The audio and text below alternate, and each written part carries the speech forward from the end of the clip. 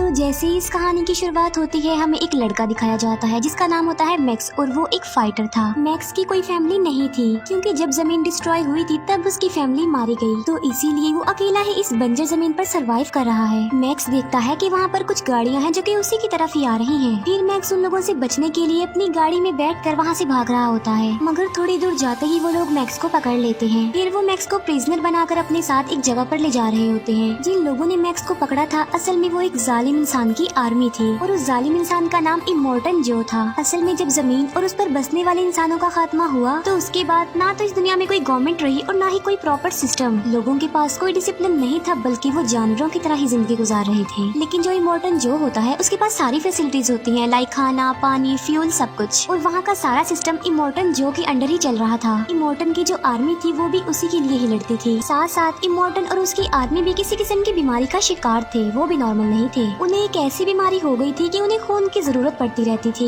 ये सारी आर्मी इमोर्टन को अपना गॉड समझती थी क्योंकि उनके पास एक फ्यूल ही था जो उनकी सबसे बड़ी दौलत थी। इसके अलावा ऐसी जमीन पर कुछ भी नहीं था, खाने पीने की किल्लत थी। इमोर्टन के कबीले के अलावा वहाँ पर बाकी और कबीले भी रहते थे जो कि आम लोगों के कबीले थे। जब वो लोग मैक्स को बंदी बनाकर वहाँ पर लाते हैं तो वो उसकी कमर पर ये मेंशन कर देते हैं कि यूनिवर्सल डोनर है क्योंकि उसका ब्लड ग्रुप ओ नेगेटिव था। मैक्स उन लोगों से बचकर भागने की कोशिश भी करता है लेकिन वो पकड़ा जाता है। फिर हम इमोर्टन जो को बाहर आता देखते हैं जो कि इंसान तो बिल्कुल नहीं था क्योंकि उसकी पूरी बॉडी की स्किन काफी अजीब थी, और सांस लेने के लिए उसने मुंह पर काफी बड़ा और क्रीपी सा मास्क भी लगाया हुआ था क्योंकि इमोर्टन का लीवर और लंग्स डिसेबल थे, इसी वजह से उसे सांस नहीं आता था। तो जैसे वो बाहर आता था लोग उसके नाम के नारे लगाते थे। तब थोड़ी ही देर के लिए वो लोगों में पानी छोड़ता है, लोग पानी पर टूट पड़ते हैं, और जब इमोर्टन का दिल चाहता तो वो उस पानी को बंद भी कर देता था। इसके बाद हम एक फीमेल कैरेक्टर को देखते हैं जिसका नाम फिरोसा था। फिरोसा असल में इमोर्टन की बेटी थी, साथ साथ वो कमांडर भी थी इमोर्टन की आर्मी की। फिरोसा कोई डील करने के लिए करीबी इलाके में ही जा रही होती है अपने साथियों के साथ क्योंकि काफी कुछ बदल चुका था और सरवाइव करना मुश्किल हो रहा था।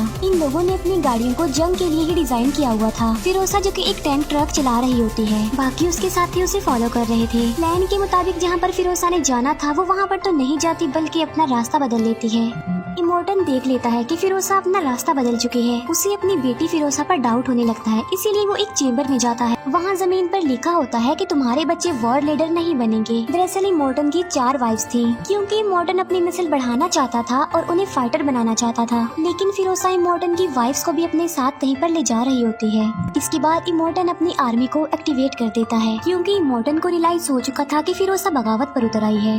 इमोर्टन की जो आर्मी थी वो उसके लिए लड़ने मरने को तैयार थी। इमोर्टन की आर्मी में जो सबसे ज्यादा इमोर्टन को मानता था उसका नाम न्यूक्स था। न्यूक्स को भी वो बीमारी थी जब खून की जरूरत पड़ती है किसी को। जो भी इमोर्टन की वाइफ्स को वापस लाएगा वो तो इमोर्टन की नजर में अच्छा बन जाएगा, इसीलिए न्यूक्स यहाँ पर सबसे ज्यादा खुद को प्रूव करना चाहता था। यहाँ पर हम देखते हैं कि मैक्स का ब्लड न्यूक्स में ट्रांसफर हो पा रहा था। इस वजह से न्यूक्स काफी खुश था क्योंकि उसे खून की जरूरत जो थी। इसी वजह से वो मैक्स को भी अपने साथ ले जाता है। वो मैक्स को गाड़ी के साथ बांधकर लेकर जा रहा था और उसके फेस पर क्रीपी सा आयरन मास्क भी उसने लगा दिया था। इमोर्टन की आर्मी फिरोसा का पीछा करने लग जाती है। इन लोगों की जिंदगी का मकसद अब सिर्फ वॉर ही रह गया था। ये लोग जंग को काफी एंजॉय करते थे, इसीलिए जब भी ये लोग जंग पर जाते थे वो म्यूजिक लगा कर जाते थे। साथ साथ उनके पास बहुत ही खतरनाक किस्म के वेपन्स भी होते थे। फिरोसा जब अपनी मंजिल की तरफ आगे बढ़ रही होती है तब एक और कबीला उस पर अटैक कर देता है क्योंकि जितने भी लोग वहाँ पर जंग करने आए थे इस जंग के पीछे हर एक का अपना ही मकसद छुपा हुआ था।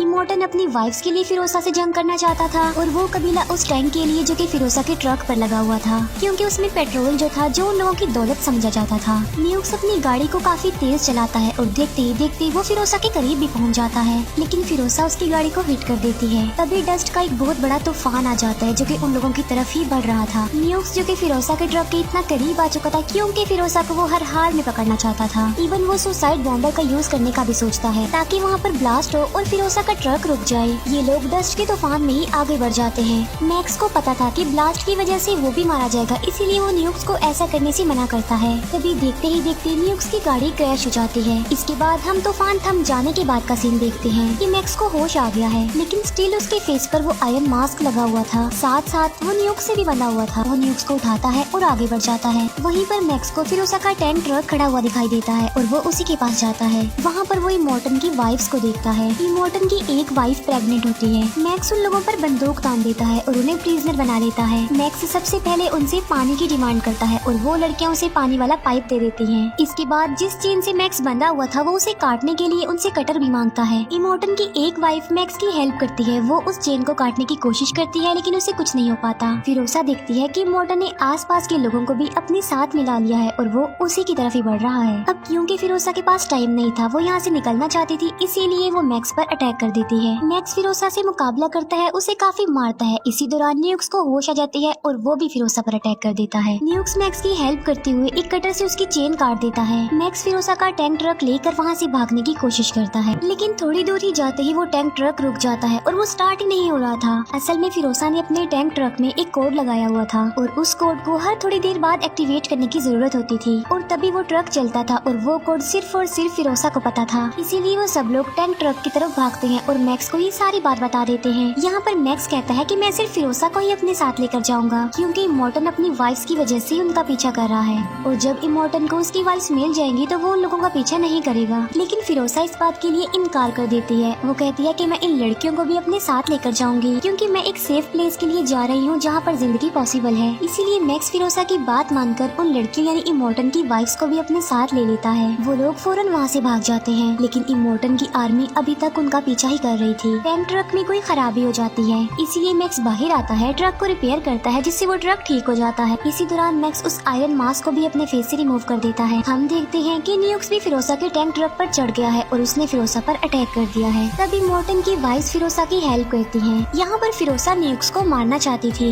लेकिन इमोर्टन की वाइफ कहती हैं कि इसे मत मारो, ये सिर्फ इमोर्टन का गुलाम है इसीलिए ऐसा कर रहा है। इसीलिए फिरोसा उसे अपने ट्रक से नीचे फेंक देती है। फिरोसा और उसके लोग तेजी से आगे बढ़ते जा रहे थे। वहाँ पर माउंटेन्स के बीच एक रास्ता होता है और ये लोग उसी रास्ते पर चल पड़ते हैं। जब वो लोग माउंटेन्स के रास्ते पर आ जाते हैं तब फिरोसा मैक्स और इमोर्टन की वाइफ्स को छुपा देती है क्योंकि उस एरिया में एक कबीला रहता था जो कि बाइकर्स थे और फिरोसा ने उस कबीले से डील की थी कि वो उनके लिए बहुत ज्यादा फ्यूल लेकर आएगी। बदले में वो लोग फिरोसा को यहाँ से सही सलामत जाने देंगे और वो माउंटेन की एंट्रेंस पर ब्लास्ट कर देंगे ताकि इमोर्टन और उसकी आर्मी के लिए रास्ता बंद हो जाए। लेकिन जब वो बाइकर्स का कबीला ये देखता है कि इमोर्टन की इतनी बड़ी आर्मी आ रही है तो वो फिरोसा पर गुस्सा करते हैं। वो फिरोसा को कहते हैं कि हमने सोचा था कि थोड़े से लोग होंगे लेकिन ये तो बहुत बड़ी आर्मी है।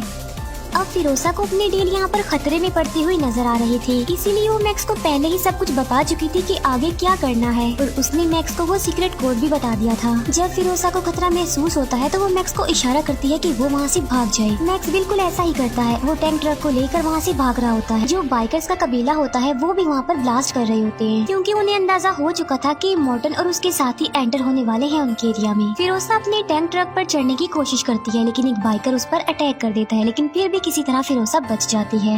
अब इमोर्टन के लिए तो रास्ता ब्लॉक हो चुका था लेकिन ये लोग अपनी मंजिल की तरफ आगे बढ़ रहे थे। लेकिन वो बाइकर्स फिरोसा का पीछा करते हैं क्योंकि उन्हें पता चल चुका था कि फिरोसा के साथ कोई और भी है, जबकि फिरोसा ने कहा था कि सिर्फ वो ही अकेली यहाँ से बचकर जाएगी। इमोर्टन और उसकी आर्मी बंद रास्ते से ही आगे बढ़ने की कोशिश कर रही है। वहीं पर इमोर्टन न्यूक्स को देख लेता है और वो उससे भी अपने साथ शामिल कर लेता है, जबकि वो बाइकर्स फिरोसा और उसके साथियों का पीछा कर रहे थे उन्हें पकड़ने के लिए। वो बाइकर्स टैंक ट्रक में आग लगाने की कोशिश करते हैं लेकिन फिरोसा और मैक्स उनका काफी मुकाबला करते हैं। इमोर्टन टैंक ट्रक के पास आकर फिरोसा को शूट करने वाला होता है। तभी वो प्रेग्नेंट लेडी इमोर्टन के सामने आ जाती है। अब क्योंकि वो इमोर्टन की बच्चे की माँ थी इसीलिए इमोर्टन उसे कुछ नहीं कहता, उसे छोड़ देता है। अब न्यूक्स क्योंकि इमोर्टन के साथ था इसीलिए वो फिरोसा के टैंक ट्रक पर चढ़ने की कोशिश करता है। अब न्यूक्स के हाथ पर एक चेन लगी हुई थी जिसकी वजह से वो एक जगह पर अटक जाता है और उसके हाथ में एक गन भी थी, वो भी गिर जाती है। इमोर्टन जब ये सब कुछ देखता है तो उसे काफी गुस्सा आ जाता है। उसी आर्मी में इमोर्टन का एक जायंट भी था जो कि असल में इमोर्टन का बेटा था। वो जायंट थ्रोअर वेपन से उन पर अटैक करता है और वो थ्रोअर जाकर सीधा टैंक ट्रक के स्टीयरिंग पर लगता है। थ्रोअर की वजह से स्टीयरिंग निकलने वाला हो जाता है लेकिन तभी प्रेग्नेंट लेडी एक कटर से उस चेन को काट देती है जो कि थ्रोअर के साथ लगी हुई थी। अब ट्रक दोबारा से मैक्स के कंट्रोल में आ गया था लेकिन वो प्रेग्नेंट लेडी बाहर ही गिर जाती है।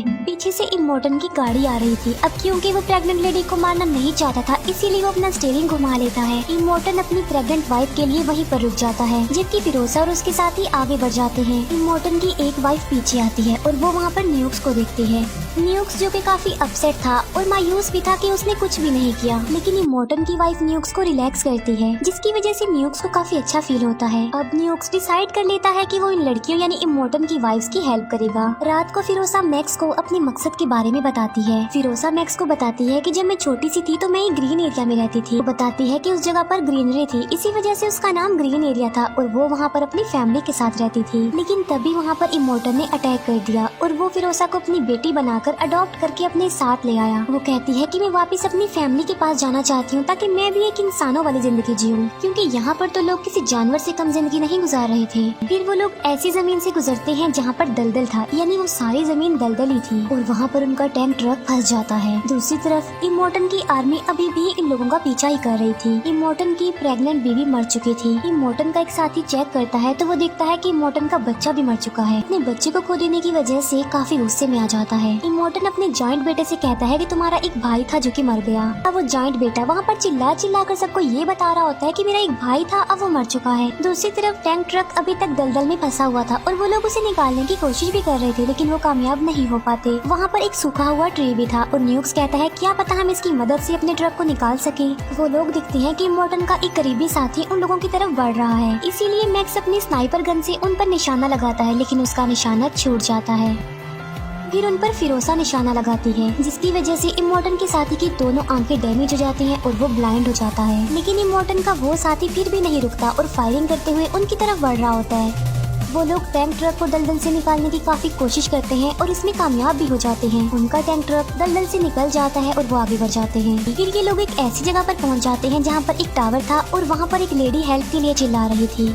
मैक्स समझ जाता है कि ये उन लोगों के लिए बिछाया गया एक ट्रैप है, लेकिन इसके बावजूद भी फिरोसा बाहर जाती है। तभी वहाँ पर कुछ बाइकर्स भी आ जाते हैं और अब हम ये जान पाते हैं कि जो लेडी टावर के साथ हेल्प मांग रही थी वो असल में फिरोसा की मदर थी। वहाँ पर एक बूढ़ी औरत भी थी जिसके पास कुछ बीज थे। ये बीज दुनिया के आखिरी बीज थे जो कि वेजिटेबल्स और फ्रूट्स के बीज थे, लेकिन उनके पास कोई ऐसी जमीन नहीं थी जहाँ पर वो इन बीजों को उगा सके। फिरोसा यहाँ पर बहुत उम्मीद लेकर आई थी कि यहाँ पर ग्रीनरी एरिया होगा, लेकिन जब फिरोसा देखती है कि यहाँ की जमीन भी बंजर हो गई है तो वो काफी डिसहार्ट होती है। वो काफी दुखी हो जाती है, चिल्लाती है और रोती है। फिरोसा की मदर उसे बताती है कि जिस दलदल एरिया से तुम आए हो असल में वो ही जमीन थी जहाँ पर हमने बीज उगाने थे, लेकिन वो जमीन भी अब बंजर हो गई है जो पहले ग्रीनरी एरिया था। ऐसा इसलिए हुआ क्योंकि रेडिएशन के साइड इफेक्ट्स की वजह से पूरी जमीन बंजर हो गई है और मर चुकी है। रात को ये लोग डिसाइड करते हैं कि वो इन बीजों और उन फीमेल्स को लेकर एक ऐसी जगह पर जाएंगे जहाँ पर जिंदगी पॉसिबल हो, यानी वहाँ पर ग्रीनरी हो। अब क्योंकि उन लोगों के पास कोई ऑप्शन नहीं था तो वो इस बात के लिए एग्री हो जाते हैं। मैक्स यहाँ पर फिरोसा को गुड बाय कहता है क्योंकि अब वो अपने सफर की तरफ जाने लगा था। नेक्स्ट मॉर्निंग वो लोग मैक्स को एक बाइक देते हैं और खुद भी बाइक्स पर बैठकर वहाँ से निकल जाते हैं। लेकिन फिर मैक्स को उसकी फैमिली के विजन्स आने लगते हैं जो ये कहना चाह रहे थे कि फिरोसा और उनके लोगों की हेल्प करो। तभी मैक्स का इरादा चेंज हो जाता है और वो बाइक पर बैठकर उन लोगों के पास आ जाता है। मैक्स फिरोसा को समझाता है कि अगर तुम नई जिंदगी का स्टार्ट लेना चाहती हो, ग्रीनरी एरिया को ढूंढ रही हो, तो तुम वापस उसी जगह पर चली जाओ जहाँ से तुम आई हो। लेकिन वहाँ पर तो इन लोगों को इमोर्टन की वजह से खतरा था, लेकिन फिर भी फिरोसा मैक्स की बातों पर यकीन करके इस बात के लिए एग्री हो जाती है। वो वापस उसी रास्ते पर चल देती है जहाँ से वो आई थी, यानी इमोर्टन के एरिया से। इमोर्टन को जब बात पता चलती है कि फिरोसा और वो लोग वापस जा रहे हैं तो वो एक बार फिर से उनका पीछा करने लग जाता है। फिर यहाँ इन लोगों के दरमियान जंग छिड़ जाती है। मैक्स इमोर्टन को मारने की कोशिश करता है। वो बूढ़ी औरत मारी जाती है जिसके पास बीज थे। फिर फिरोसा इमोर्टन के फेस पर लगा हुआ वो मास्क ही खींच लेती है। अब क्योंकि इमोर्टन का वो मास्क उसके फेस के साथ ही जुड़ा हुआ था, जिसकी वजह से उसका चेहरा और ज्यादा भयानक हो जाता है। मौके पर ही इमोर्टन की मौत हो जाती है। फिर यहाँ पर न्यूक्स खुद को सेक्रीफाइस कर देता है। वो अपनी गाड़ी को ही ब्लास्ट कर लेता है। इसी बीच फिरोसा भी काफी इंजर्ड हो जाती है, लेकिन वो अपने एरिया तक अब पहुँच चुकी थी। इमोर्टन की आर्मी को जब ये बात पता चलती है कि इमोर्टन मर चुका है तो वो काफी खुश हो जाते हैं। वो देखते हैं कि फिरोसा वापस आ गई है। इस बात से वो काफी हैरान रह जाते हैं और अब वो फिरोसा को अपना लीडर मान लेते हैं और उसे ऊपर ले आते हैं। फिर यहाँ पर मैक्स अपने रास्ते अपनी मंजिल के लिए आगे बढ़ जाता है और फिरोसा उसे जाता हुआ देखती है। फिर हमें उस जगह का एक एरिया दिखाया जाता है जहाँ पर ग्रीनरी थी। अब क्योंकि फिरोसा उनकी लीडर बन चुकी थी तो आगे जाके वो सब कुछ सही कर देगी। इसी के साथ ही मूवी यहीं पर एंड हो जाती है। Thank you for watching.